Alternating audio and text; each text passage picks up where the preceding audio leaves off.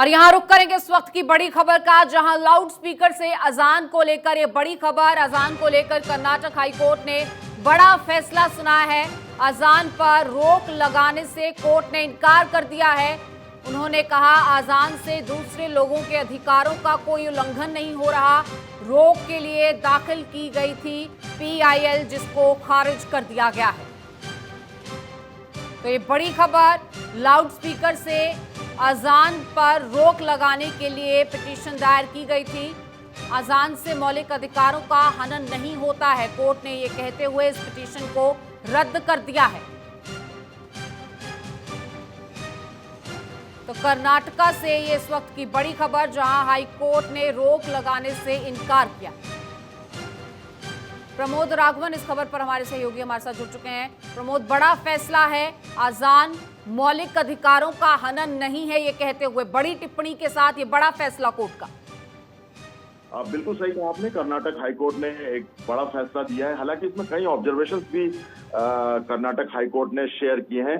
8 हफ्तों के अंदर कर्नाटक सरकार को रिपोर्ट दाखिल करने के लिए भी कहा। ये जनहित याचिका थी जो कि बेंगलुरु के एक निवासी है मंजुनाथ, उन्होंने दायर की थी, और उसमें उन्होंने मांग की थी कि ये लाउड स्पीकर पे जो अजान होती है उस पर बैन किया जाए। तब जो है हाईकोर्ट के जो मुख्य न्यायाधीश है न्यायमूर्ति आलोक आराधे, उन्होंने ये आदेश दिया है कि इस तरीके का अजान पर इस तरीके के वो करने से किसी तरह का कोई उल्लंघन नहीं होता। लेकिन उन्होंने कर्नाटक सरकार को ये भी कहा है कि जो भी नॉइस पोल्यूशन के जो भी पैमाने हैं उसका सख्ती से पालन किया जाए, उसके आधार पर एक्शन लिया जाए, लेकिन लाउड स्पीकर बैन नहीं होगा, ये हाईकोर्ट ने कहा है। दूसरी एक महत्वपूर्ण बात यहाँ पर यह भी है कि टिप्पणी की है कोर्ट ने कि इस तरीके के अजान से किसी के मौलिक अधिकार का उल्लंघन नहीं होता, ना ही किसी दूसरे धर्म पर किसी तरह का कोई डिस्टर्बेंस होता है। लेकिन ऑब्जर्वेशन ये है कि हालांकि न्यायमूर्ति ने एक और टिप्पणी की है कि बहुत ज्यादा नॉइस जो है वो निश्चित तौर पे आम एक धर्म के लिए नहीं, सभी आम आदमियों के लिए भी वो नेगेटिव होता है, डिस्टर्बेंस पैदा करता है ज्यादा वॉइस।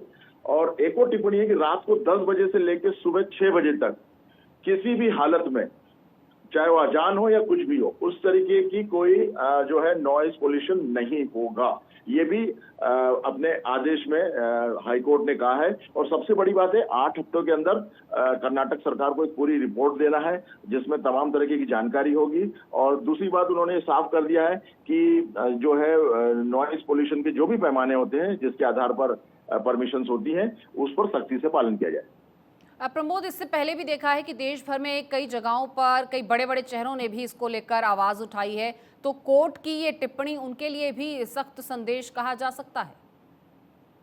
बिल्कुल, ये भी कह सकते हैं कि एक हाईकोर्ट, चूंकि हाईकोर्ट के आदेश देश में कई जगह एक उस पर उदाहरण के तौर पर रखे जाते हैं, दूसरी कोर्ट में भी उसको लेकर बहस होती है और वो बताया जाता है किसी भी दूसरे केस के मामले में कि फलाना हाईकोर्ट ने ये कहा था, ये ऑब्जर्वेशन था, तो उस पर भी विचार किया जाए।